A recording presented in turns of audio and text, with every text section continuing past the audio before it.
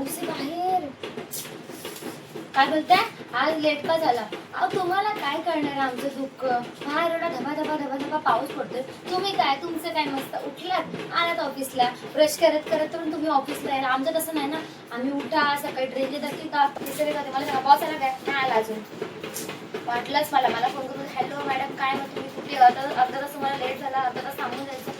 मला एक सांगा, जेव्हा आपण फाईल कंप्लीट करतो, जेव्हा आपल्या फाईल कंप्लीट होतात तेव्हा आपण एक दोन दोन तास ऑफिसमध्ये बसून जातो की नाही? आणि हा माणूस बक्का ऑर्डर करून बाहेरचं खात होतो, तेव्हा कधी आपल्याला यांनी विचारलं तेव्हा तुम्हाला लेट झाला, तुम्हाला सोडवायला येऊ का?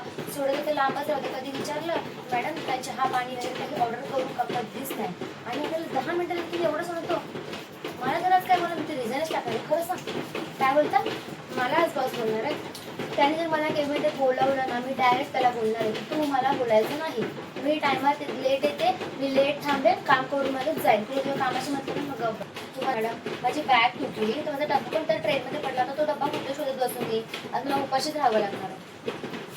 तुम्ही आणलाय का? किती क्यूट आलो तुम्ही. मला सांगा, आपण ते संजय सरांना काम दिलं होतं त्यांनी केलं का? हो नाही केलं अजून. वाटलंच मला हा माणूस ना असाच आहे.